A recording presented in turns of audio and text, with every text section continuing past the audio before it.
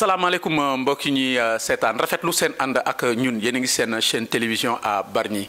ñu ñëwaat si seen beneen émission à la rencontre d'un Bargnois mooy émission bi dem seeti ji ñi nga xam ne ñoom ñooy les Bargnois yi nga xam ne dañu leen remarqué bu baax ci li ñuy liggéey tey ñu nekk seen deuxième numéro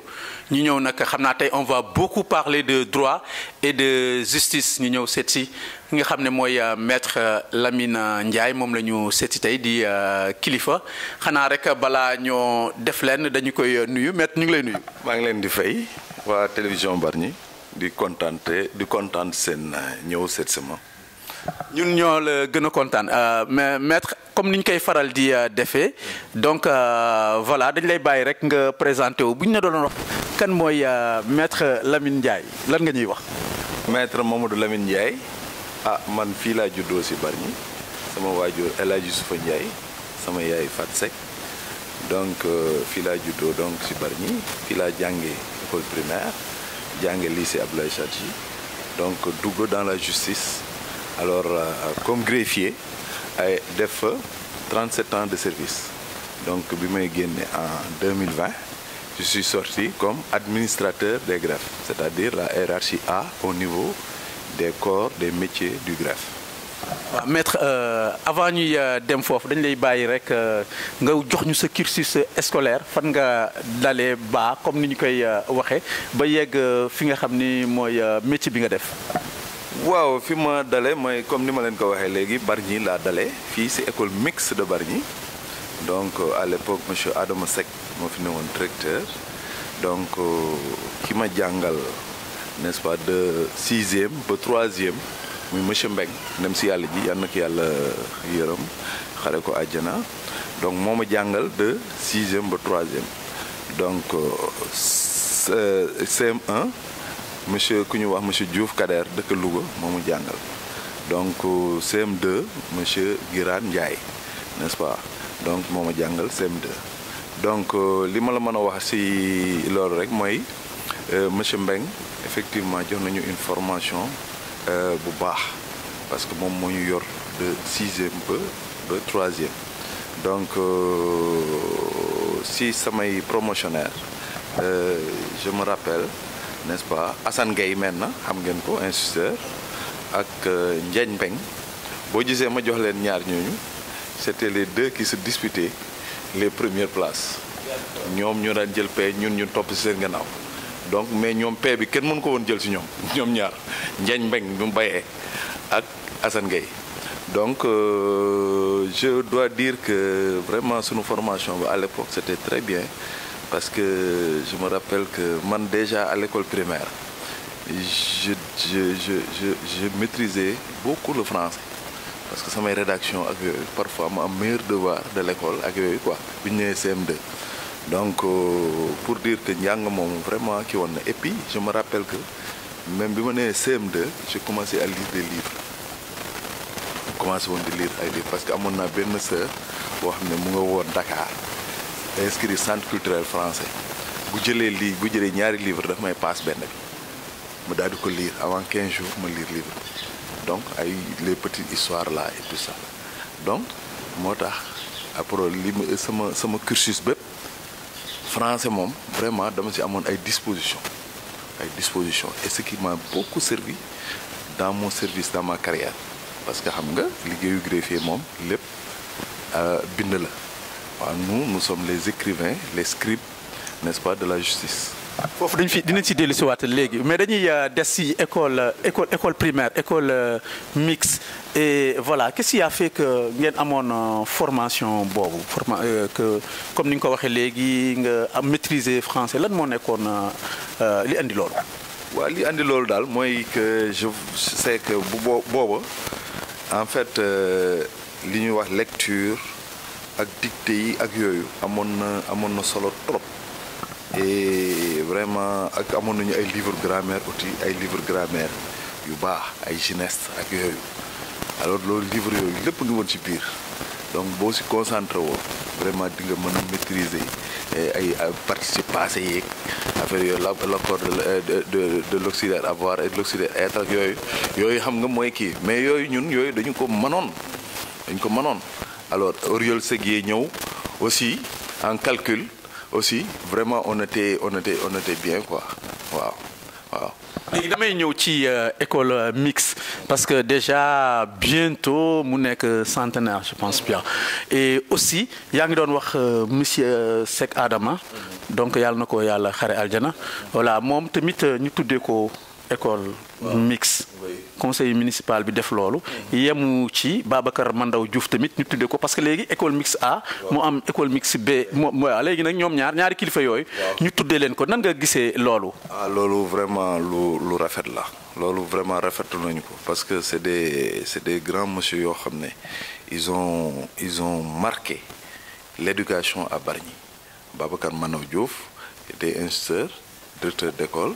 donc ba nekk parlementaire monsieur Seck Adama on l'a vu vraiment ni mu organiser woon école bi et vraiment c'était une icône la woon parce que même sa manière de s'habiller ak yooyu rek déjà boo leen gisee ñooñu dafa am lu ñu daan inculquer ci yow déjà le port vestimentaire la mise nga gis ni ko maître yi respecté il est dans son bureau mais il dirige à partir de son bureau tout l'établissement loolu rek déjà bi ñu nekkee ay kii on avait une image de ce que c'est un dirigeant un leader n'est-ce pas bi ñu nekkee école primaire xam nga yooyu da lay marqué voilà donc loolu daal lu ma rafetlu la encore une fois que Bargny vraiment di fàttaliku des figures yoo xam ne alors ils ont marqué l'histoire de Bargny surtout l'histoire éducationnelle de Bargny. et loolu tamit day valoriser aussi la ressource humaine fii ba pare nekk ay exemples pour la nouvelle génération. effectivement c'est des exemples pour la nouvelle génération ñuy fàttali ne am na fi ay nit yoo xam ne yu valeureux yoo xam ne vraiment ils se sont donné corps et âme pour l'éducation. voilà ni nga ko waxee léegi bu ñu suivre ce cursus tout juste après yaa ngi wax ni nga jógee fii dem lycée Abdoulaye Sadji boobu CM Bargny dafa amul woon wala qu'est-ce qui s'est passé ba nga dem si wala da nga jaar CM avant. non c'est que à l'époque dafa amoon entrée en sixième ak li ñuy wax CEG c'est-à-dire ñun ñi amoon 13 ans ñun bu ñu admis ñu ngi dem alors au lycée directement au lycée. alors que ñeneen ñi xam ne ils avaient 14 ans 15 ans je pense ils allaient au CM noonu la doon demee donc les plus jeunes. collège d'enseignement général. waaw mu nekk collège d'enseignement général. donc ñun directement lycée la ñu dem de sixième jusqu'à la terminale. mais nga dellu si sa kii parce que déjà nekk ab waa Bargny après war a jóge fii def la navette comment ça se passait ça devait être difficile l'intégration ak yooyu. voilà donc c'était un peu difficile dans la mesure où moi je me rappelle que bi may soog a commencé comme mon père était un fonctionnaire des chemins de fer alors dama amoon carte abonnement dafa am benn train boo xam ne daana jóge fii chaque jour di dem Dakar abonnement la ñu wax donc ñun le matin dañu daan xëy suba teel bu ñu jullee fajar ba pare rek jël train boobu wàcc Tëngéej donc bu ñuy ñëw bu ñu demee nag man quand même j'avais la chance am na fu ma daan yendu foofu bu ma yendoo ba ngoon après ma jël oto ñibbisi temps yooyu nag paas yi 25 francs la woon 20 francs 25 francs. diggante Tëngéej ak Bargny. waaw 20 francs 25 francs la woon quoi donc boo jàngee ba ngoon nga wàcc ñëw. donc ñu di ko ba si yàgg après jëfoon nañu fi sax ay car yoo xam ne alors comme genre Njaga Njaay yi ñoo daan jël nit ñi di leen yóbbu élèves yi et tout ça yóbbu leen Tëngéej après di def la navette daal mais yooyu aussi ay 25 francs yi lañ doon passe quoi. mais man bon def naa bi ma nekkee xale maa ngi rappelé wu bref souvenir ci kii yooyu dañ doon dagg ay ticket mu mel ni rek c'est l'ancêtre de la Sotrac. Boobu sax Sotrac mu ngi fi mais car boobu c'était spécifiquement pour faire la navette entre Rufisque et Bargny. donc vraiment c'était bien quoi donc loolu daal mooy kii bi donc ñu dem lycée de Rufisque donc c'était un lycée boo xam ne vraiment aussi ñëpp ñu ngi woon entre lycée bu mag bi ak annexe donc ñun sixième defe naa sax suñu premier sixième ñu ngi woon ci lycée bu mag bi la ñu amoon classe donc foofu daal la ñu jàngee alors avec de grands professeurs aussi alors de grands professeurs moi je me rappelle même d'un professeur boo xam ne mooy yoroon histoire géographie qui était un cinéaste qui est devenu un cinéaste après Moussa Bathily. Alors Moussa Bathily donc moom moo ñu doon jàngal histoire géographie alors bi mu ñëwee dafa ñëw rek commencé du ñu cax quoi du ñu cax nañu ñëw rek bi nu qu'est-ce que c'est que le Vietnam qu'est-ce que c'est que le Vietnam qu'est-ce que c'est ak entre autres questions le Vietnam ñu bare kii wuñu mais man je me rappelle que kenn dama soboon liiroon naa ci benn journal que la guerre du Vietnam allait se terminer ma bind que le Vietnam est un pays en guerre depuis 30 ans la guerre va se terminer par les accords de Phnom Penh ak yooyu mu joxe feuille yëpp ne moom Lamine Ndiaye mu ne ma c'est très bien alors ma kii quoi ma kontaan waaw donc loolu maa ngi koy fàttaliku pour dire que vraiment temps yooyu élèves yooyu ñu doon on était très curieux dañ daan xool li xew n'est-ce pas si àddina bi bu ñu rombee fi ñuy jaay ay journaux yooyu dañu taxaw di lire donc bu ñu kiiyee dem ay am na ay bibliothèque bu amoon Tëngéej si mairie bi dañ daan dem foofu di jël ay livres aussi en sixième jël ay livres donc on lisait tout ce qui se passait entre nos mains ay aventures yi ay Black Zambla ak yooyu te si biir daana am ay genre yu documentaire yu daan nekk si digg bi yooyu yëpp dañ ko daan lire ay Mickey ay affaires yooyu donc ça veut dire que donc ñun on était vraiment dans une quête du savoir boo xam ne alors tout ce qui nous passait entre les mains rek dañ koy lire donc ça nous a beaucoup aidé alors parfois bu ma gisee xale yi léegi damay gis toujours ñu ngi si portable léegi yooyu est-ce que portable ça c'est vrai war nañ si mën a cultiver wu parce que boo demee Google boo cliquer man nga kii mais est-ce que Google la ñu dem c'est ça la question. C'est la problématique. Voilà. Mais donc d'où l'importance aussi de la lecture dañ ci délucer donc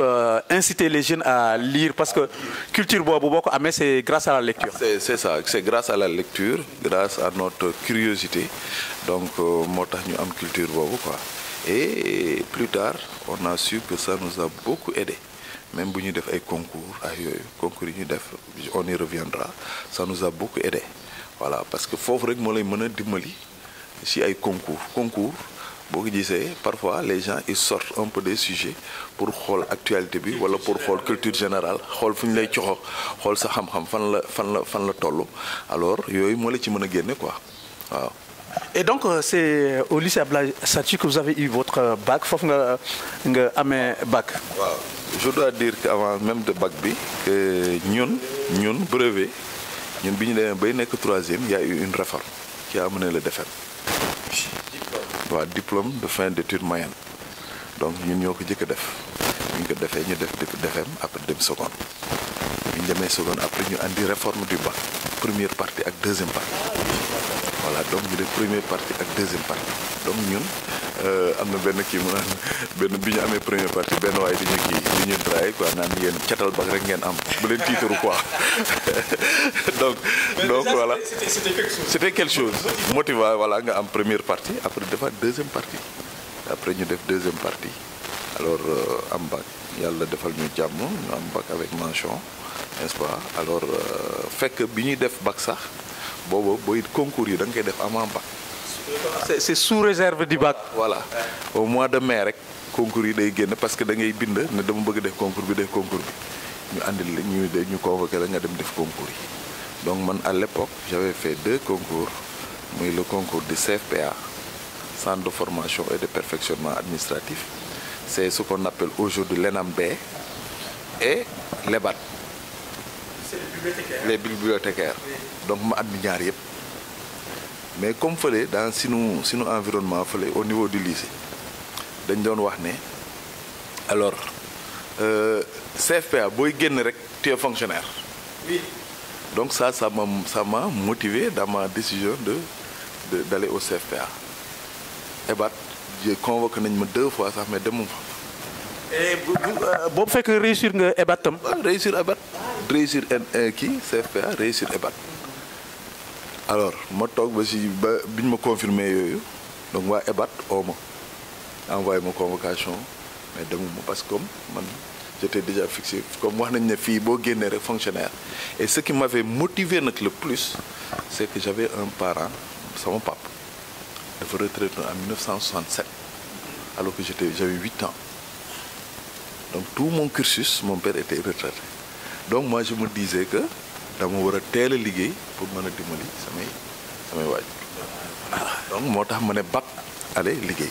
donc dem université da doon yàgg. da doon yàgg et puis vraiment kii moo tax am na benn waay sax dama ma yow lu tax demuloo université ak yooyu quoi ma ne que bon moi je veux aller travailler rapide. waaw mais voilà il a raison de poser la question parce que bu fekkee da nga am bac avec mention. nga choisir dem université parce que bon am na yeneen yu mënoon ibbeeku. waaw mais y avait une raison. y avait une raison c'était la raison quoi je voulais travailler rapidement ak yooyu quoi donc looloo tax ma dem CFPA. et CFA centre de formation bi fan la nekkoon. mu ngi newoon Point E wetu direction de la statistique. donc foofu la newoon en face donc fa la newoon donc à l'époque donc le CFPA boo ko déggee y avait tous les corps de la hiérarchie B foofu lañ leen formé les contrôleurs du trésor les contrôleurs des impôts les intendants les rédacteurs administratifs comme Moussa Sène mi nekk mairie. voilà jaxate Moussa Sène c'est le secrétaire municipal kon moom tamit rédacteur la demee quoi foofu la génnee moom it. voilà ñu koy nuyu au passage. donc muy ku baax ku sama xarit la donc ak les secrétaires d'administration financière les secrétaires d'administration communale alors les greffiers ñun ñëpp CFPA la ñu doon génne y avait au moins une dizaine de corps yoo xam ne CFPA la ñu doon génne donc bu ñu ñëwee. avec les rangs et tout ça on répartit ñu def tri après nga ñuy dem greffier ñi def kii mais la première année on est moulé dans la même formation tronc commun on te lépp la ñu jàng première année c'était dur parce que da ngay ñëw rek jóge bac ñëw commencer def droit administratif di def comptabilité budgétaire di def comptabilité privée di def sociologie du monde rural di def yu bëri daal ay kii statistique yooyu yëpp da nga koy def. mën nañu wax ne daal c'est les fonctionnaires qu'on formait là-bas. les fonctionnaires foofu boo fa génnee fu ñu la yóbbu ci administration mën nga liggéey parce que tu as tout et puis organisation judiciaire du Sénégal judiciaire du Sénégal da nga koy jàng de A à Z code de la famille dañ ko daan jàng foofu donc boo génnee foofu mën nga liggéey ak maintenant en deuxième année on se spécialise. mais foofu yéenay choisir ou bien c'est à partir de vos résultats. c'est à partir des résultats et par exemple de votre nom voilà des résultats parce que boo gisee ñu ne par exemple contrôle économique ils ont besoin de 5 personnes peut-être les 5 premiers ñoo fay dem les 5 premiers jël kii parce que taa yu kii wala kenn ki dem trésor kenn ki dem impôt ça dépend donc yow à l'arrivée boo ñëwee mën nga tànn ay corps yoo xam ne sax kii mais doo fa mën a dugg léegi yàlla def nga tombé ci benn corps alors man bi may nekk greffier sax xaw ma woon sax le métier de greffier a priori je ne savais pas mais bi may dem bi may waxee sama sœur bi ma ne ko waaw man de tey la ñu def tri bi mu ne ma boo demee nekkal greffier ma ne ko la may greffier mooy fi ñuy atte sàcc yee ak kii ak reykatu nit waaye man foofu bëgguma faa dem de mu ne ma pourtant de ñun am nañu benn greffier en chef bu ñu dëkkal fële Padois mu ne kooku am na ngandam kër am na oto am na keeg yooyu quoi mu ne ma alors c'est une motivation. et après ma dem rek yàlla def ma tombé ci affaire bi ci kii alors noonu donc ma tombé ci greffier yi donc deuxième année ci ngay jàng affaire greffe voilà tu droit rek ngay jàng waaw affaire organisation judiciaire affaire kii yëpp droit privé tout ça lépp nga jàng waaw pendant une année au moins avec des magistrats chevronnés des avocats ñëw di ñu jàngal fa. ak droit ni mu bëri ay ruux. ak donc mu ngi noonu quoi mais vraiment ils nous ont donné beaucoup d'armes n'est-ce pas procédure civile procédure pénale instruction maanaam fi ñuy càmbaree les affaires profondément donc yooyu yëpp ñu def ko après nag avec 2 stages n'est-ce pas en juridiction loolu mooy formation donc boo paree formation bi am na stage boo xam ne yaa ngi koy def à Dakar beneen bi nag en zone rurale man à l'époque Saint-Louis laa demoon def 40 jours de stage au tribunal de Saint-Louis. ak justice ak ni mu amee un langage boo xam ni dafa particulier ba pare nga war a nekk un bon rédacteur. Voilà c'était loolu. métier boo gis rek y a un langage boo xam ne qui est particulier mais donc da ngay maîtriser les termes, n'est-ce pas, de ce métier-là. Donc le langage, les termes juridiques, il faut nga maîtriser ko. Alors ñu jàngal la aussi yow en tant que greffier quel est ton rôle, n'est-ce pas, dans les procédures. Voilà. Donc en général, comme nous on nous appelle maître, c'est-à-dire nous sommes les maîtres de la procédure. Voilà, man foofu bëggoon naa fi dellu si sax mais à l'issue seen formation ñaata lay durer ak fan moo nekk sa premier poste. Donc voilà, c'est une formation, comme je te l'ai dit, 2 ans. 2 ans de durée, 24 mois. Donc, bi ñu paree ci 24 mois yooyu, donc c'est les ñuy soog a affecté. Et très jeune. Très jeune. J'avais à l'époque, parce que moi j'ai eu le bac à 19 ans, 20 ans. Donc à 21 ans, 22 ans, presque, j'étais greffier. J'étais fonctionnaire. Donc à 22 ans, on m'affecte, n'est-ce pas, en juridiction au tribunal du travail de Dakar, hors classe de Dakar. Donc ma dem foofu comme greffier. Commencé def liggéeyu greffier, n'est-ce pas. Donc pour liggéeyu greffier, pour expliquer ko, mooy le plus proche collaborateur du magistrat. Le greffier, il faut d'abord le dire, est un membre du tribunal. Il est membre entier, à part entière du tribunal. Donc moom mooy liggéey ak juge bi maanaam bu fekkee ne instruction bi ngay gis nii xam nga l'instruction est secrète moom wax juge bi rek ñooy yor seen dossier ñooy kii léegi information yëpp ñoom ñaar yoo ko ak les parties. Donc la même chose aussi dans un dossier toujours c'est le greffier mooy gérer dossier bi c'est-à-dire mooy ñëw di recevoir les pièces di kii ak yooyu bu ñuy dem audience aussi mu dem tout ce qui se dit à l'audience noté. Donc le juge n'a pas à te dire notel li yow war nga xam ta position war nga xam dañ la koy jàngal la prise de note, n'est-ce pas, parce que dafa am ay mentions yoo xam ne c'est des mentions obligatoires. Par exemple en matière correctionnelle boo ñëwee, n'est-ce pas, il faut l'identification, n'est-ce pas, du prévenu. Nga identifier ko ba pare là il y a la question principale, est-ce que vous reconnaissez les faits, oui ou non, nga bind oui, SIR nga bind oui ou non. Donc après ngeen ne nag maintenant dans les détails nag yow en tant que greffier tu as une technicité boo xam ne qui te permet de prendre l'essentiel, ce qui est important pour le débat, parce que mënoo jël lépp li ñu fa wax mais nag l'essentiel moom foo nga jël ko parce que gars yi mën nañu dem ba ci biir audience bi ñu ne kii na way mon client avait dit déclaré tel kii na ko non il n'avait pas déclaré ñu ne monsieur le greffier maître ñu ne way ñu ne la veuillez nous lire ce qu'il avait déclaré. Bu boobaa nga ubbi sa plumitif. te loolu day la vigilance. Ah oui nga ñëw ubbi sa plumitif nga ne way il avait déclaré tel. yaa ngi na bon loolu la déclaré woon waaw on vous en donne acte après ñu continuer sur les débats. Donc pour montrer que le travail du greffier ni mu essentiel. Mais léegi yow après bi nga jógee Dakar. nga poursuivre. Dakar donc Dakar def naa fait une dizaine d'années au tribunal du travail. Alors si la ñaan man m'a demandé woon parce que je voulais vraiment changer, n'est-ce pas, de matière. Ma ne fekk y avait un poste, on demandait quelqu'un pour aller à Kédougou. À l'époque, Kédougou, c'était perçu comme, n'est-ce pas, un lieu de sanction. Mais fii, c'est le ministre de la Justice moo doon wër di wax ku bëgg a dem Kédougou ñu nommé la foofu greffier en chef intérimaire. waaw gars yi bu ñu lay tooñ des fois nee na dañ lay affecté Fongolémi. Voilà Fongolémi mu ngoog loolu lañ wax dans le commun dans notre subconscient c'était ça. Mais man ma demandé ma postuler man sax je me rappelle que j'avais postulé avec un autre que j'ai battu maintenant parce que l'ancienneté. Alors ñu affecté ma Kédougou. Donc bi may dem Kédougou booba Kédougou toog na lu mat 1 an boo xam ne y avait pas de greffier là-bas. Il y avait un président ay benn secrétaire des greffes et parquets qui faisait office de secrétaire des greffes et parquets et d'huissier. Donc ministre ba ñëw fa visite gars yi nag mais nous on n'a pas de greffier mu ne leen dinaa leen andi greffier fekk def na fa benn CDD mu ne daan leen andil greffier donc mu ñëw di wër man ma porte volontaire dem am na ñu doon bëri ñu ne mais Lamine Ndiaye lan la def ba ñu yóbbu ko Kédougou fekk boobu man dama bëggoon expérience je voulais sortir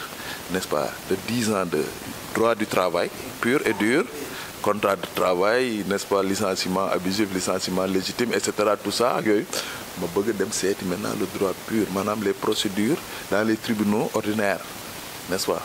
dans les justices de paix à l'époque c'était les justices de paix justice de paix de Kédougou donc parce que vous savez il y a eu une réforme il y a eu des réformes de la justice de paix on est passé en 1984 au tribunal départemental n'est-ce pas tribunal départemental tribunal régional n'est-ce pas alors ñu ñëw ba 2013 2014 ñu andi tribunal d'instance maintenant c'est les tribunaux d'instance moo am ak tribunal de grande instance moo am donc au niveau des cours aussi il y a eu des réformes moo am bu njëkk xam nga en 92 on a amené la Cour suprême ñu génne la chambre administrative def le conseil d'État def le conseil constitutionnel ñu ñetti cour alors mais bi ñu demee ba en 2008 bi ñu defee évaluation bi on a vu que effectivement il y avait beaucoup de budget qui était alloué au conseil d'État ak Cour suprême tout ça mais que rentabilité bi ak nombre d'arrêts rendus alors bare yu woon trop donc ñu jëlaat on a refondu la Cour suprême ñu jëlaat conseil d'État dugal ko biir Cour suprême dugalaat ko biir Cour suprême donc mu nekk la chambre administrative de la Cour suprême léegi mu des maintenant donc Cour suprême moo am ak conseil constitutionnel donc noonu la réforme yi c'est des réformes yoo xam ne nous on a vécu ça en tant que greffier en chef et cetera donc on a vécu ça. damay dellu si gannaaw rek ci jógee un Dakarois. Oui. Presqu'île du Cap-Vert. Oui. Ak climat def un grand bond dem Sénégal oriental ça devait être difficile de s'adapter pour un Bargnois. Oui, c'était un peu difficile mais quand même mais comme c'était une option. Et vraiment une volonté de pouvoir voir autre chose. Vraiment, c'était comment dirais-je, dafa newoon un défi quoi. Donc j'avoue que bi ma premier jour bi ma jëlee oto di dem rejoindre mon poste bi ma passé Tambacounda ba passé Dialokoto après il y avait la piste boobu nag gars yi defar nañu piste bi ba il restait à mettre le revêtement. Mais j'avoue que bi ma demee ba si digg parc bi avec la piste la latérite là mais man est-ce que sànkuma sama bopp man maa ngi fii sore na de 702 kilomètres bon c'est pas kii ak yooyu quoi mais j'avoue que ce fut en fait une très très bonne expérience parce que ça m'a permis de découvrir n'est-ce pas l'autre facette de la justice et du Sénégal aussi et du Sénégal et beaucoup de culture aussi. Beaucoup de culture, j'ai beaucoup découvert à Kédougou parce que sur le plan administratif, donc le tribunal départemental, la justice de paix qui est devenu tribunal départemental depuis 1980, qui est tribunal départemental, c'est ce qu'on appelle la justice qui est la plus proche des justiciables. Moom moo gën a jege justiciable moom moo régler tous les problèmes des justiciables maanaam les questions de famille, les questions d'état civil, toutes les questions daal. C'est le tribunal là qui le règle. Donc d'où le contact très direct avec les populations. Or, quand on vient dans un tribunal, n'est-ce pas, le magistrat, parfois, il est d'un accès un peu difficile. Donc, c'est le greffier en chef, moi, il n'est que vraiment la vitrine, n'est-ce pas? Moi, wax nit ñi, moi, déglu doléances yi, moi, conseiller. Surtout dans un. day mel ni sax avocat. Voilà, tu es presque tout. Donc yow yaay conseiller même gars yi ku ñëw bëgg a def benn procédure ne man lii laa bëgg nga ne ko non yow procédure bi nga war a def. Tu lui indiques les pièces à qui. Mais nag dans tout conseil il y a des limites. parce que yow tamit war nga xam fi ngay limite doo dugg dans des questions d'appréciation am na foo xam ne fa ngay yem nit ki naa nga ah fii ma defal procédure mais nag man loo ko wax ne tu auras tel résultat ça on ne peut pas le garantir donc il faut prendre ces précautions là donc noonu la nekk Kédougou donc vraiment c'était quelque chose d'exaltant voilà d'exaltant et bi ñu demee aussi ba si yàgg mu am avec les élections de 98 bi ñu génnee 93 xam nga avec le code consensuel là et tout ça donc les élections de 98 pointaient les élections législatives de 98 et il y a eu ce qu'on appelle la mise en place de l'ONEL qui est l'ancêtre du Sénat voilà Sénat donc bi ñu defee loolu moi j'ai été nommé secrétaire général de l'ODEL de Kédougou donc ça nous a permis d'être les premiers surveillants des élections au Sénégal donc les élections ont fait un chemin ici au Sénégal donc nous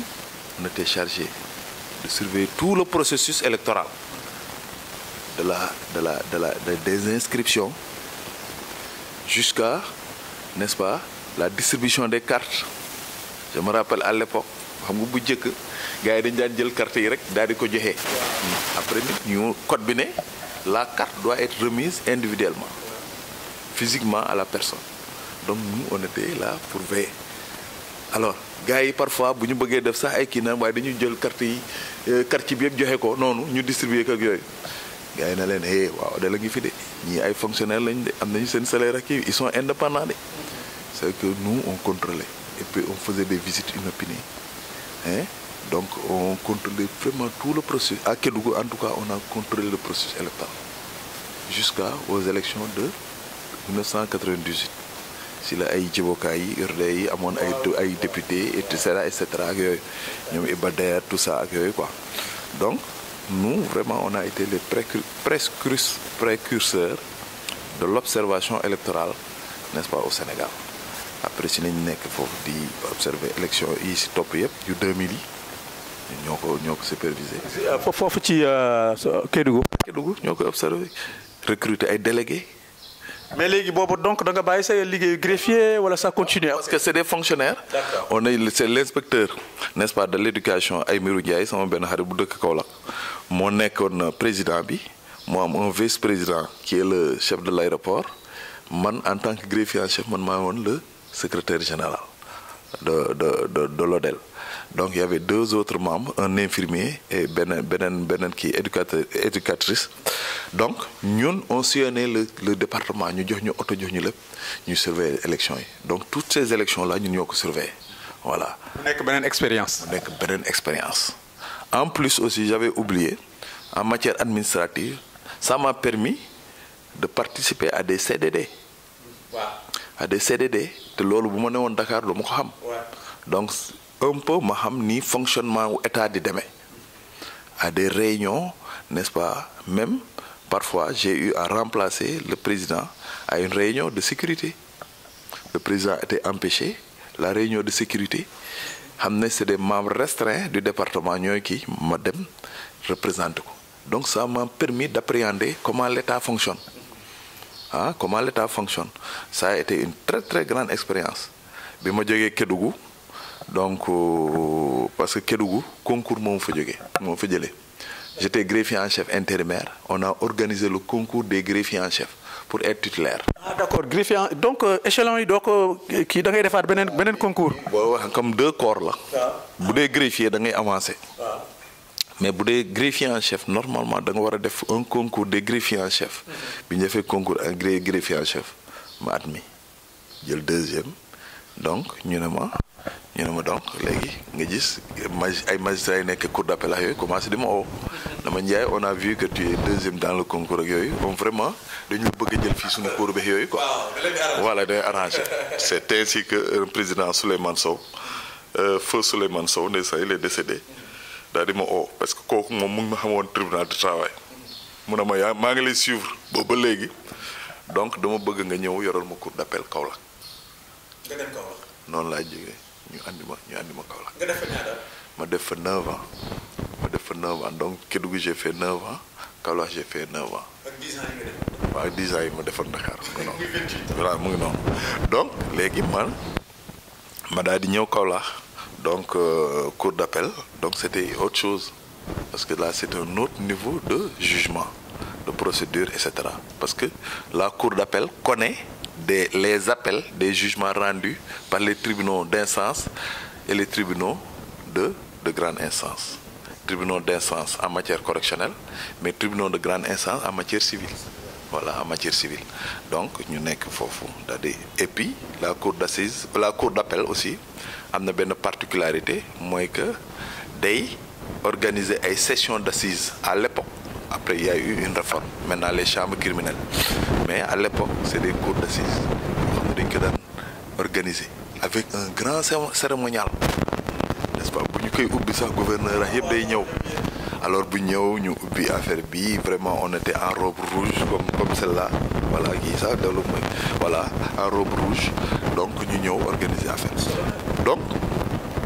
en tant que greffier en chef nag tu étais au centre de l'organisation donc man je me rappelle à l'époque lépp tout tournait autour du greffier en chef ba si la relation avec la presse vos confrères de la presse man maa leen doon informer la cour d'assises va se tenir tel il y aura tant de dossiers ak yooyu def communiqué bi ñu ñëw ma ne leen ñëw leen ñu ñëw bu ñu ñëwee aussi ma jël benn genre kii noonu la si les arrêts yi xam ne ñoo daan les arrêts kii li ñuy wax arrêt bi xam ne moo lay accusé boobu ma ñëw jël une partie jox leen ko ñoom pour leur permettre de suivre les débats xam ne tel X est accusé d'avoir tel fait tel nii la enquête bi demee donc léegi il est renvoyé devant la cour d'assises c'est que les journalistes dañu kii donc les journalistes vraiment man maa leen doon kii ak yooyu quoi ñu ñëw ma kii leen ñu ñëw ñu kii ak yooyu donc le greffier en chef yooyu moo ko daan organiser interprètes yi témoins yi ñu convoqué leen témoins yi ñuy jóge Kédougou ñuy jóge Tamba et cetera donc c'était un travail vraiment kii avec nag une équipe de jeunes greffiers yu compétents alors yu newoon sama gannaaw donc ça a été encore une expérience alors exaltante voilà foofu au niveau de la cour d'appel. après Kaolack nga ñëw. après nag Kaolack aussi foofu aussi waa cour suprême ñëw fa daan ma inspecté ils m'ont inspecté ils ont vu comment nous avons tenu la cour après dégg naa bi ñu génnee ñu ne on va vous prendre votre greffier en chef là on va l'amener à la cour suprême. loolu neex waaw du neex waa cour d'appel ñu ne on va l'amener à la cour d'appel à la cour suprême donc noonu ma toog ay fan tout ça il y a le premier président qui m'appelle premier président Pape Oumar Sakho ma ne ma j'ai besoin de toi ma ne ko mun a boo ñëwatee Dakar ñëw fi ma ne ko dinaa ñëw ci semaine prochaine mun a boo ñëwee jaar fi ma dem jaar fa mu ñëw mun a ma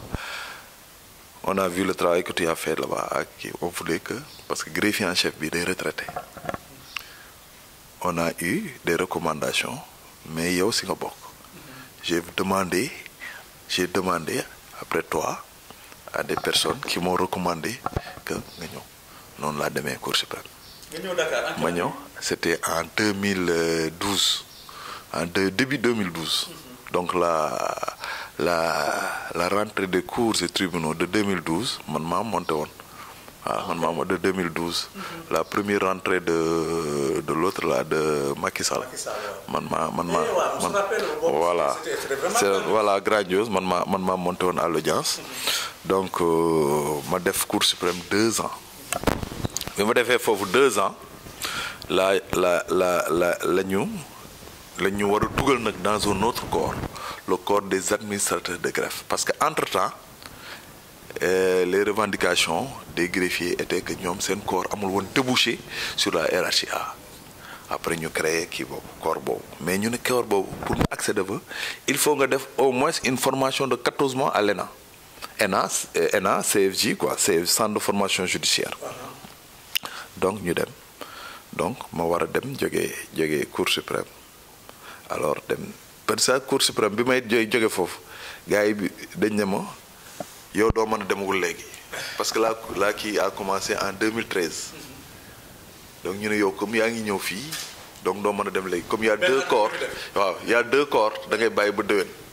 donc looloo tax man 2013 bi mu jeexee 2000 donc de formation 14 mois dugaat école voilà vraiment c'était un peu dur sax quoi parce que nous on pensait que dootuñu jàngaat suñu keek yooyu quoi donc ñu dugalaat ñu école te bi ñu demee ñun dañu defoon ne formalité rek la mais bi ñu demee gars yi di ñu jàngal jàng moo xam ne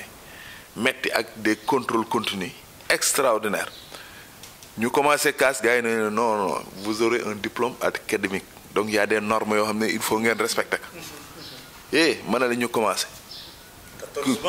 mais ku nekk exposé waaye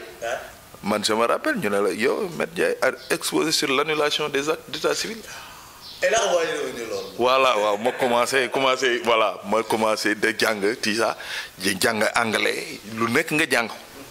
pour après def examen def soutenir mémoire et tout ça après ñëw devant un jury de kii donc ça a été très dur pendant 2 ans pendant 14 mois alors ñu kii quoi ak benn stage de presque 1 mois boo xam ne ñu ngi ko def entre les impôts et domaines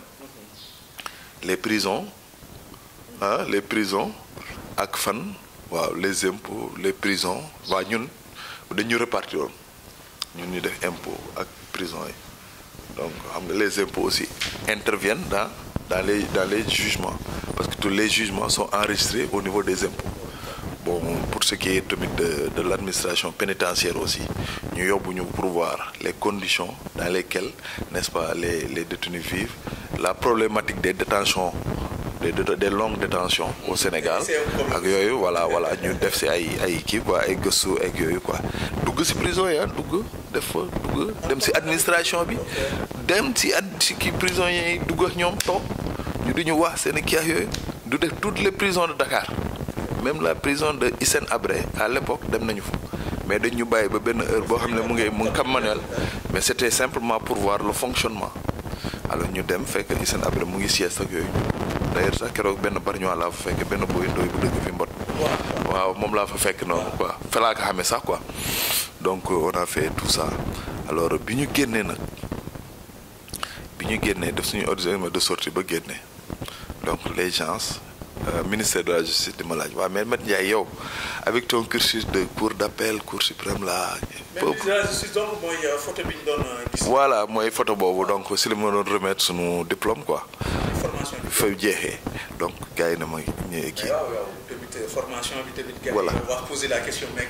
waaw fan lañ koy yóbbu. voilà fan lañ koy yóbbu ak yooyu quoi man na leen man daal fu mu nekk nii comme je suis à 5 ans de ma retraite yóbbu leen ma Tëngéej. gars yi nag Tëngéej ba nga Tëngéej man daal bu ma génn Cap-Vert daal yóbbu leen ma Tëngéej. boobu doyoon nga. voilà ñu Tëngéej ma ñëw ba fii ba kii ma ñëw samay mbokk. ma ñëw ñu andi ma Tëngéej may xëy liggéey su biir kiiwee 1h ma wàcce ñëw. añ naan ataay delluwaat. ba 6h ma wàcce. donc 4 ans 5 ans yooyu noonu laa ko 4 ans yi ma mujj def alors fi noonu laa ko liggéeyee fii kii donc. une petite anecdote benn bés oto ndoy benn mu nguy dàgg. waaw dafa ñëw di ma andil ay dossiers ak yooyu. ma andi dossier waa Bargny quoi ma ne ko mais oto mais attends moi je suis là pour tout le département mun na ma waaye Lamine bal nu rey aw xam naa ne yàlla da la andi fii andiw la fii par hasard. Dieu faisant bien les choses. jour boobu. man maa ngi woon foofu. mooy après audience foraine bi. voilà mooy bu mu ñëwee jël dossier yu bëri yi mu ngi ñëw mu ne ma Lamine Ndiaye la ma doon xulool. ma la wax mu ngi noonu mu ne ma aw yàlla andiw la fi par hasard. yàlla da la fi andi pour régler problème mu Bargny. donc après ma ne waaye mais kii li mu wax nii ak dëgg la de alors je me suis investi au-delà aussi des problèmes de Bargny j'ai essayé de régler tous les problèmes du département par le greffe quoi yi xam ne ñu ngi foofu au niveau du greffe donc muy liggéeyu état civil liggéeyu yeneen liggéey yi aussi ay nicoltati les rectifications les rectifications et yeneen aussi papier parce que tribunal parfois les gens dañuy defe ne tribunal c'est aussi l'aspect répressif moom c'est la première idée dañ ko ragal. moom la nit ñi di xalaat quoi mais tribunal li ëpp ci liggéeyam alors yeneen liggéey la maanaam kayit nit ñi la ñu régler foofu kayit goo mënta dégg mooy ay jugement d'hérédité ay yéen problème boo mën kii donc je veux dire que li ëpp ci liggéeyu tribunal defar kayit la l'aspect pénal c'est le procureur avec li muy poursuivre donc moo tax benn bés dafa ñëw tribunal parce que dañu doon àtte benn mbokkam moom nee na dund ba am 45 ans xaw ma lan musul dugg tribunal musul kii mu toog audience ba ñu àtte ko mu jeex mu toog di seetaan añul ba ngoon mu génne ne ma mais Lamine Ndiaye mun a mais man mais fii ëpp naa bañ a ñëw ma ne ko mu ne mais man mosuma ñëw fii tribunal xaw ma ne ndekete fii àddina la ma ne ko si naka noonu mu ne mais si soo ba léegi problème bu ñu andi bu beneen problème ñëwee beneen problème la ñu andi. loo xam ne moom mu ngi ko doon gis. man moo ngi loolu maa ngi koy soog jàngat mi ma am tey si tribunal si lii loo xam ne nit war na ko def li ñu tere et cetera ak yooyu tey jii lu bare tey war na mun na ma fii kat nit ku nekk war naa jékki-jékki rek si kumpaam rek jékki-jékki rek ñëw toog tribunal waaw alors muy effectivement tribunal boo fa demee di nga fa dégg di nga fa jàng et cetera parce que di nga gis à travers les délits ce qui est permis ce qui est autorisé ce qui est interdit mooy la loi te comme dañuy wax ne la dura lex sed lex la loi elle est dure mais c'est la loi. Et nul n'est censé aussi ignorer la loi parce que la loi aussi kenn waru ko ignorer parce que la loi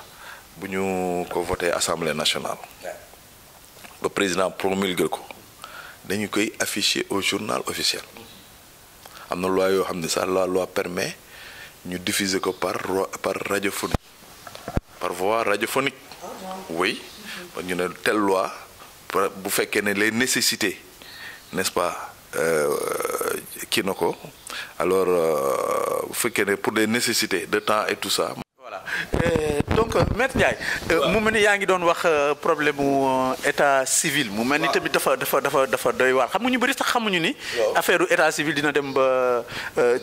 tribunal bari ñi tey aussi on peut dire amoon na ay genre problème yooyu ba fi mu ne nii moo am beneen état civil secondaire bu ñu def par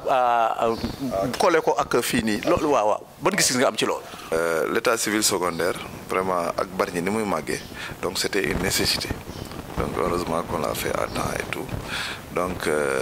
mais pour revenir sur les problèmes d'état civil, j'ai remarqué, si ça m'a 4 ans, il m'a fait à Rufisque, j'ai vu que, bon, xam nga yoon dafa wax ne nit bu juddoo may nañ que 1 an pour mu def déclaration. Bu dee mariage may ne la ma 6 mois pour nga def déclaration. Bu dee décès aussi may nañ la 6 mois pour nga def déclaration bi normalement tu te rends à devant l'officier d'état civil nga ñëw def sa déclaration mais li ñu remarqué mooy que les gens n'ont pas ce réflexe de la déclaration à temps dañuy bàyyi ba délai yi passé alors ñu bëgg a def procédure te loolu moo gën a metti. ban problème lay donc parce que da ngay sa doom day juddu déclaré wu loo nga toog ba mu am plus de 1 an wala mu dem ba école. ba dem kii war a def entrée en 6e wala nga ne damay dem seeti juge parce que bu demee école mën nañ ko admettre ne leen waa après nga seeti kayitu juddu alors nga commencé di seeti kayitu juddu googu li ñu lay laaj ci kayit ba pare il faut que les deux parents le parent se rende au tribunal comparaître devant le juge expliquer pourquoi il n'a pas déclaré à temps alors ak des témoins aussi qu'il faut déclarer qu'il faut déplacer. Donc loolu aussi au niveau du mariage aussi loolu dañ ko ci remarqué parce que dañuy gis ne ñi ñu bari duñu déclarer alors c'est du mariage. parce que waaw dañ naan waaw su ma ko déclarer ëllëg ak ci biir dañ lay yóbbu tribunal ak yooyu te xamuñu ne kat même boo ko déclaré wul aussi mën na la yóbbu tribunal peut-être procédure bi day gën a yéex rek parce que il faut mu dem def jugement de mariage ba pare ñuy soog a statuer sur le divorce et cetera et cetera donc décès aussi la même chose. mais surtout décès am na ñoo xam ne duñ ko déclarer dañuy dem médecin bi def attestation kii wu décès bi rek mais du ñu jël certificat dem mairie déclarer ko. te dañ ko war a def te gis nga bu ñu defee dara am na lu tax parce que boo déclaré wul sa décès te par exemple kii génn àddina am kër goo xam ne turam nañ ci bind mais il faut nga am jugement d'hérédité te jugement d'hérédité bu ñu ko laa def il faut ñu assurer wu ne nit ki décédé na te dañ ne la preuve de l'état des personnes se fait par des actes d'état civil. donc juge bi lu mu lay jëkk laaj mooy acte de décès bi. après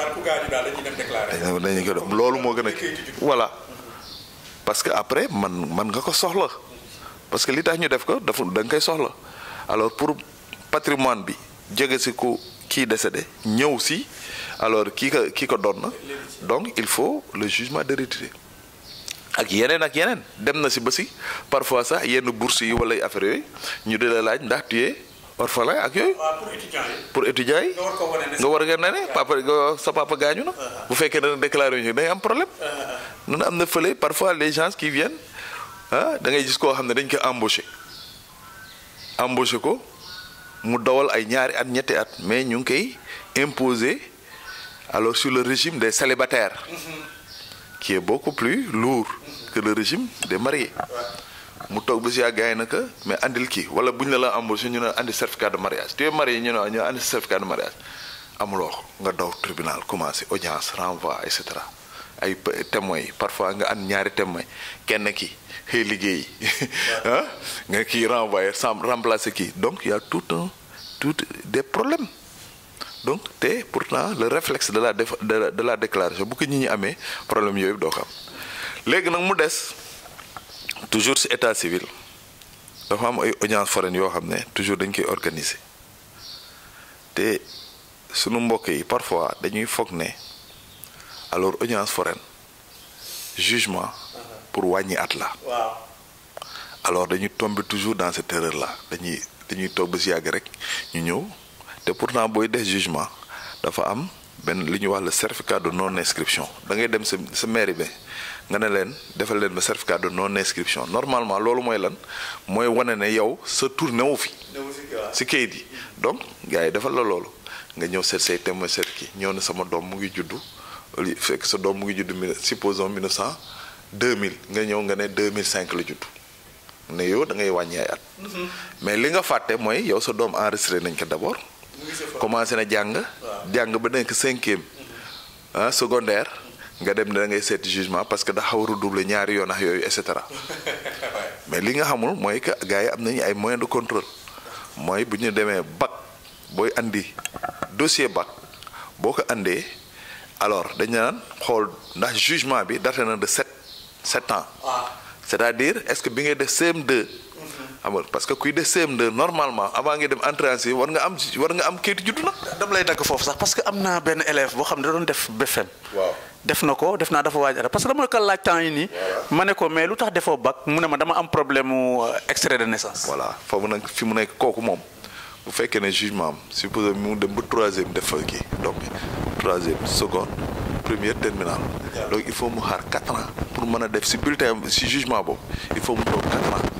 am na ñoo xam ne sama bureau dañuy toog di jooy dañuy ñëw ne moom waa mais man dama bëgg annuler lii kii ma bëgg annuler lii ma ne lii tribunal yow yaa ñëw si tribunal nga ne tribunal sama doom amul kayit wala amul kayit léegi ñu seetal la kayit ba pare nga ñëw nga ne ñun ñu annuler li ñu waxoon loolu mënul nekk bu fekkee ne annulation sax day am du tribunal Tëngéej bi moo koy annuler mais da ngay dem ba Dakar tribunal de grande instance boo demee nga andi sa ñaari acte nga ne dama bëgg a annuler lii nga wax nag ba convaincre juge bi ndax mu annuler sa kii voilà donc on n'est même pas sûr de la décision de kii parce que am na juge yoo xam ne nii lañ koy àtte am na juge yoo xam ne nii lañ koy àtte y a des juges qui refusent d'annuler parce qu'ils disent que l'acte a été rendu dans des conditions requises par la loi bu boobaa ils refusent d'annuler donc c'est un problème boo xam ne ba léegi ba tey jii am na ay booy yoo xam ne ñu ngi terminal mais mënuñoo def ki parce que ils ont entre-temps ils ont cherché un jugement alors bu fekkee ne nag mais c'est différent bu fekkee ne acte d'état civil bi nga amoon c'est un faux acte d'état civil day loolu tamit day am na ay ñoo xam ne dañuy yor seeni carnet ak kii di defar ay faux acte d'état civil boo bëggee lu yomb nga tigi leen ñu defal la acte d'état civil te nag loolu ala kulli haalin moom day feeñ voilà ça va toujours se retourner contre toi dañuy toog ba si yàgg nga bëgg certificat de nationalité boo demee tribunal nga ne kii bu ñu xoolee kayit gi xam nañ ndax foo la am déet parce que nous avons nos archives yoo xam ne si la ñuy vérifier n'est-ce pas les jugements qui ont été rendus par le tribunal voilà bu dee acte boo xam ne faux la boo xam ne invoqué wul jugement maanaam boo xam ne dañ ko defar maire nii rek léegi lii tax boo demee tribunal ñu ne la andil ñu extrait bu 3 mois dañu bëgg nga dem sa mairie ba bi la ko defaraloon mu kii bu fekkee ne nag c'était un faux ban mairie nga koy renouveler doo ko mën a renouveler donc il y a des moyens gis nga tubaab bi defe naa le état civil defe naa Napoléon moo ko organisé woon moo ko organisé te gis nga registre yi bu fin d'année jotee dañ koy jël dañuy jël le double du registre yóbbu ko tribunal c'est pourquoi donc mën nañ kër gi foofu donc c'est regroupé au niveau du tribunal. D'accord. Alors léegi tribunal moo koy denc moo tax mooy volet 1 volet 2 ak volet 3 léegi sax noonu lañ ko organiser bu njëkk ay registre la woon da ngay bind ci registre bi bind ci registre bi mais léegi ay volet la volet bii ñu jox la ko volet beneen bi des mairie volet beneen bi nag dem tribunal noonu lay demee. D'accord. noonu lay demee waaw voilà. voilà donc mu nekk à la rencontre d'un Bargnois gis ngeen am nañu un bon cours de voilà waaw waxtaanee nañu lu bëri jëm ci droit et je pense que conseil boobu tamit Bargnois yi mën nañu ko suivre bu baax a baax Maître Ndiaye finalement yaa ngi jouir de votre retraite Tëngéej la mujjee ñu voilà foofu waaw. Tëngéej la mujjee retraité. Donc, mi-janvier, d'abord, en principe, ça, je suis allé à la retraite au mois d'octobre 2019. Mais c'est au mois de janvier, je m'ai remplacé effectivement. Donc, je profite aussi ça pour gërëm le président du tribunal de Rufisque, la grande dame là, Madame Aïssatou Kanté Faye. Alors, bi may jóge foofu mu ne maître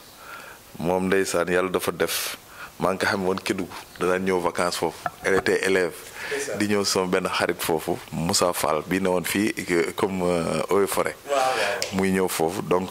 sa femme c'est la grande sœur à la présidente mu ñëw vacances foofu donc ba xamante sama soxna bi mais man sax xaw ma ko woon effectivement donc yàlla def ba ñu dajawaat fii Tëngéej quoi doo tax bu ñëwee danaan ma yow yaay sama ndijaay yaay sama pap alors bi ma demee retraite mu ne on va organiser une très grande fête ñu organiser ma fii pour njukkal la sargal ma mu ne donc ils ont organisé vraiment une très belle fête alors à mon honneur et vraiment je ne cesserai de la remercier mu ne ma nag maître toi tu es mon conseiller tribunal bi loo fi amul rek yaa ko bëggul waaw donc moo tax à chaque fois bu ma defee recommandation ku soxla benn kii yooyu donc vraiment lu ma ko kii rek vraiment da ci taxaw bu baax la quoi donc may profiter aussi di ñaanal samay waajur yi xam ne vraiment ñoo ma jur ba pare yar ma ci siratal mustaqim donc qui m'ont permis d'avoir une très bonne éducation un bon cursus n'est-ce pas di ci sant yàlla quoi donc voilà loolu la. mais maître du ñu la bàyyi sans pour autant ñu laaj la ban pour ñiy bëgg du ñàkk am na ñoo xam ne lii dina leen kii ñi bëgg voilà waaw def étude jëm ci wàllu kii yooyu noonu lan nga leen di conseiller et je pense pas que Bargny am na ay greffier yu bëri. si Bargny am na ay greffier doomi Cheikh Ndour greffier la. am na tamit benn boy bu dëkk Minam un certain Sam. boo xam ne greffier la. donc man mii sax amoon naa beneen promotionnaire boo xam ne Assane Diop greffier la woon mais après dafa def départ volontaire mu ngi Italie léegi donc mais pour dire que effectivement même le greffe constitue aujourd'hui n'est-ce pas un très bon métier dans la mesure où mën nga dugg greffier après génne même administrateur des greffes lépp comme ni nga def ni ma def maintenant même actuellement n'est-ce pas la formation le niveau de recrutement a été relevé à la licence licence 3 donc lañ koy pour être greffier maintenant il faut avoir la licence 3 et faire un concours très sélectif donc c'est un très bon métier actuellement il y a beaucoup de perspectives à l'intérieur du greffe donc au-delà du greffe aussi les métiers du droit n'est-ce pas mooy boo defee étude de droit rek n'est-ce pas ça t'ouvre à un champ n'est-ce pas de métier il y a les notaires qui sont là les magistrats hein les avocats hein etc les huissiers donc yooyu lépp ay métiers la yoo xam ne alors droit mën na la ko may tremplin la donc moo tax ma naan jeunes yi donc là il y a vraiment matière n'est-ce pas à ce que ñu dugg fa ñu jéem a tenter concours yi n'est-ce pas ñu jàng d'abord droit ah après mën a def les concours waaw def les concours donc te concours yi moom comme ni ma ko waxee woon sànq c'est devenu de plus en plus sélectif à titre d'exemple je peux vous dire que nous quand on faisait le CFA on était après 1000 et quelques 1200 candidats on devait prendre combien on devait prendre une cinquantaine une soixantaine soixantaine donc parce que notre promotion c'est 80 donc defe naa les 60 étaient des directs et les 20 des professionnels des gens issus de l'administration donc ñun boobu le ratio c'était 1000 lañu doon kii ñu jël ay 60 ak yooyu mais maintenant rien que pour le concours du greffe rek nous voyons ay 13 000 14 000 candidats donc foofu vraiment il faut être waaw non sax maa ngi wax sax kii maa ngi wax kii bii sax xamaguma nombre bi mais pour les greffiers les derniers concours ça regroupait ay 10 000 12 000 ba 13 000 candidats il devait prendre combien une trentaine 38 40 greffiers dañ doon jël quoi mais yooyu greffe rek la woon quoi donc moi j'ai eu à participer au concours au jury des examens n'est-ce pas donc jury d'entrée jury de sortie ak yooyu donc mais ce que je dis aux jeunes c'est en plus de la formation bi ñu am nañuy jéem a di gën a diversifier seen culture générale parce que la différence se fera là-bas quoi parce que bu ñu la joxee dissertation alors il faut nga bari ay bagages yow dugal ci biir moomu saf-saf alors pour mën a keeg yooyu quoi pour mën a convaincre jury bi j'ai vu des candidats yoo xam ne parfois dañuy ñëw laaj ma ñama waa man de dama admis concours ENA wala affaire yooyu donc qu'est-ce que vous me conseillez là bu ñuy conseil je leur donne certains conseils pratiques maanaam mooy yooyu ñuy kii entretien avec le jury comment se comporter répondre vraiment avec beaucoup d'objectivité ba ñu dugg dans yenn kii yooyu yenn jusqu'à boutisme yenn yi mais vraiment def benn réponse élaborée bu baax ba pare bu fekkee ne dañ la poser benn question boo xam ne vraiment xamuloo ko amal honnêteté intellectuelle de dire que non j'ai pas réfléchi à cette question là waaw war ma mën ma see wax la bari wala et cetera ak yooyu wala nga wax ci tout juste li nga ci xam rek bañ a extrapoler parce que gars yi du gënu leen ñam muus alors léegi boo ko defee jury bi aussi mën na xam ne kii kat ko voilà am na honnêteté intellectuelle te parfois sax loolu mën na la ci génn sax ñu jox la ci note bu baax parce que tu as répondu à toutes les questions mais question bële tu as eu l'honnêteté de dire que loolu mosoo ci gëstu donc c'est des questions comme ça c'est indiqué ma ne leen tamit boo leen dem ci jury alors il faut vraiment soigner la mise ak yooyu être correct soigner la mise di xam ni ngay waxee et cetera ak yooyu quoi donc am na ñoo xam ne bu ñu ñëwee fii yooyu laa leen di wax quoi donc ak yooyu quoi. Voilà donc mu mel ni rek maître Mamadou Lamine Ndiaye la ñu nekkaloon. yegg nañ ci cappaandawu émission bi mu tey jii ne ça a été vraiment instructif. am na xam-xam bu bëri boo xam ne jëlee nañ ci donc mu ngi noonu c'est à la rencontre d'un Bargnois léegi maître lan mooy doon sa kàddu gu mujj après conseil yi nga xam ni jox nga ko la nouvelle génération par rapport au concours lan ngay mujjee wax waa Bargny. waa Bargny rek xanaa rek comme ni nga ko waxee woon au départ rek. L'émission c'est plutôt portée, n'est-ce pas, pour donner exemple à la jeunesse. C'est tout ça. Parce que nous sommes dans un pays qui va devenir de plus en plus difficile. Et la concurrence va être de plus en plus difficile. C'est ce que je dis aux mes enfants. Il faut cultiver l'excellence. Alors, moi, il faut vraiment aller vers l'excellence. Madame, njàng du rek toujours école et tout ça mais si biir à travers les livres à travers les expériences à travers si biir dëkk bi même l'école de la vie loolu lépp am njàng la donc il faut vraiment diversifier seenam njàng pour pouvoir affronter n'est-ce pas le monde de demain qui sera un monde extrêmement difficile donc loolu laay ñaax xale yi vraiment ñu gën a góorgóorlu ñu bañ bàyyi nag yenn travers yi parce que amul njariñ alors nekk ci yenn kii par exemple réseaux sociaux yi nekk ci à outrance chaque jour tu es sur ton téléphone et tout ça boo xoolee sur année bi boo calculer li nga toog ci réseaux sociaux ak yooyu loolu boo ko jàngoon vraiment di nga aboutir si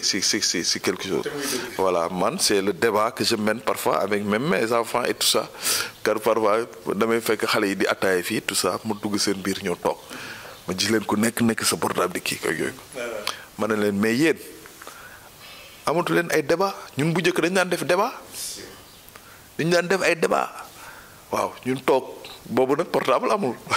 mais dañ daan toog def ay débat organiser ay li ñuy wax ay débat da naan am ñun ñi nekkoon lycée à l'époque parfois dañ daan daje waxtaan ci Cheikh Anta Diop wala ay affaire yooyu loolu bu lu mu bon di nga fa xam dara mais vraiment xale yi léegi loolu moo leen manqué maanaam c'est genre d'acquisition de connaissances xam ne dañu war a toog di def ay débat di xam lii xew ci àddina bi et cetera loolu moo leen manqué vraiment voilà donc ñu koy gërëm di ko sant donc moom maître Ndiaye ñëw na ci cursusam bi yëpp mu nekk un exemple donc xam ngeen ne lii lu ñu war a topp la nekkoon ab jeune Bargnois ak cursus bi mu def yëpp sur le plan national du ñàkk tamit dinañu ñëwaat ci yeneen nit ñoo xam ne ils ont vraiment fait pour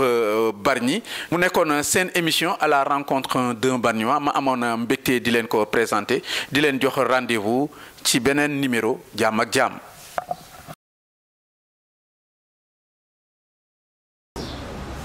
Qui est là, on était ensemble au greffe de la cour d'appel de Kaolack et on faisait face à toute la production de la cour d'appel. Je me rappelle là-bas, n'est-ce pas, les audiences, l'organisation des assises, tout tournait autour du greffe. C'est nous qui faisions tout. Donc même les relations avec la presse, l'organisation, n'est-ce pas, la restauration, tout ça tournait autour de nous. Et vraiment, nous gardions vraiment des souvenirs vraiment imprégnés, de très bons souvenirs, n'est-ce pas, de notre passage à Kaolack. Donc après la cour d'appel de Kaolack, j'ai été nommé greffier en chef de la Cour suprême. Donc j'ai fait 2 ans à la Cour suprême de Dakar, Sénégal. Donc la Cour suprême aussi nous a permis en fait d'avoir une autre lecture, connaître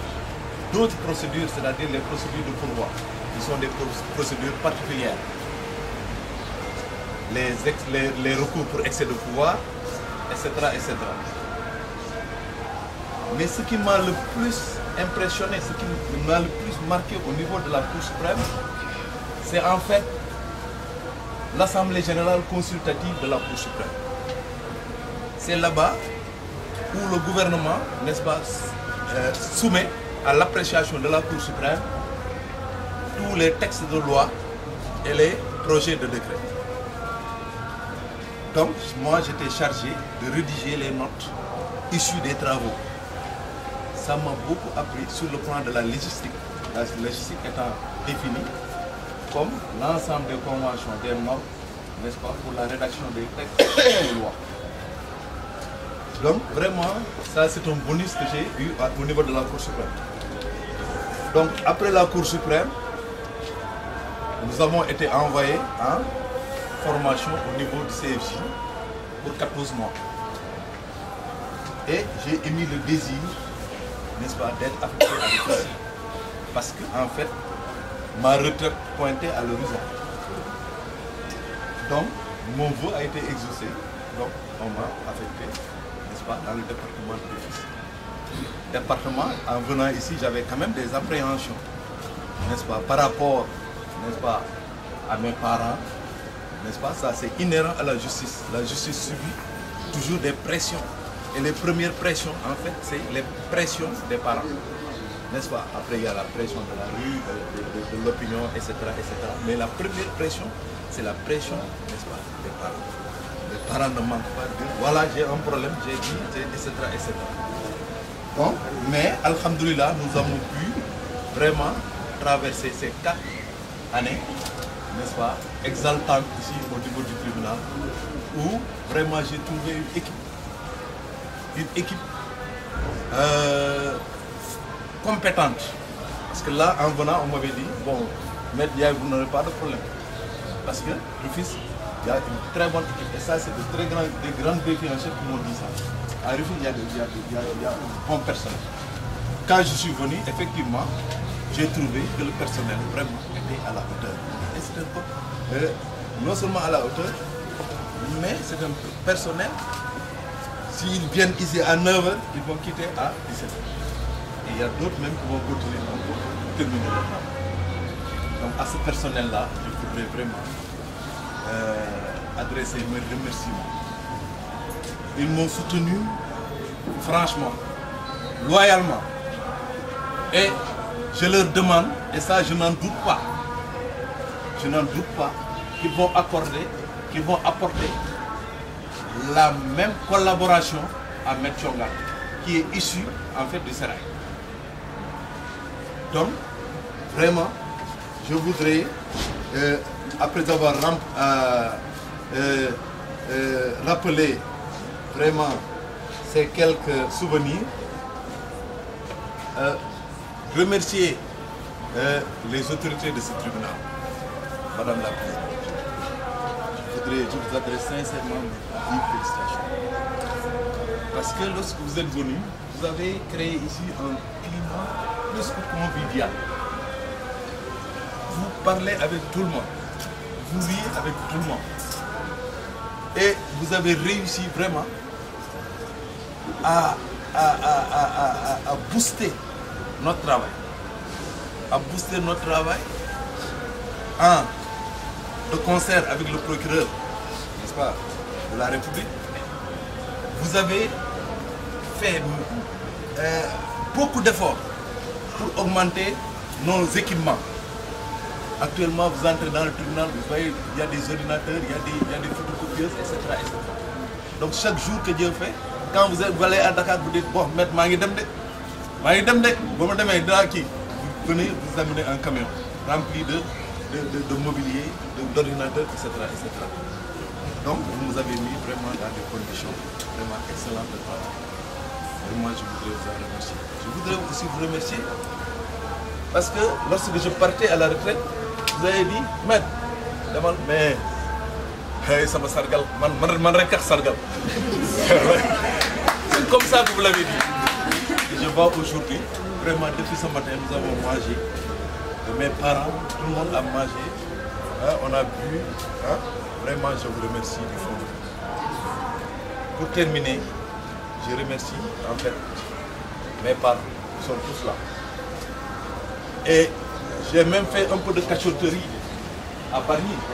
pour ne pas le dire à tout le monde. Parce que si j'avais dit à tout le monde qu'on fait une fête ici, fii yëpp day fees. Fii yëpp day fees. Mu nekk nii xam naa ne fan yii moom damay xuloo dinaa justifier xam nga fu may kii damay plaider. Waaw waaw. Même Ongué Ndiaye. Parce que les parents.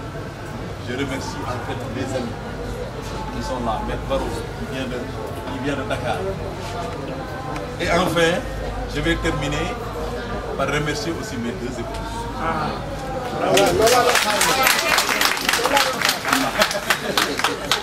Je remercie en fait mes deux épouses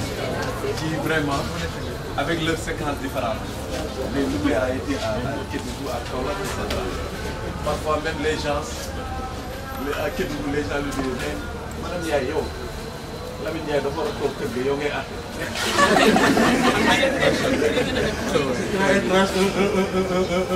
Un conflit. Mais yow Lamine Ndiaye dafa war a toog si kër gi yow ngay dem tribunal àtte. Voilà. Donc vraiment je les remercie. Donc vraiment elles m'ont épaulé. Elles sont toujours à mes petits soins. Je vous remercie.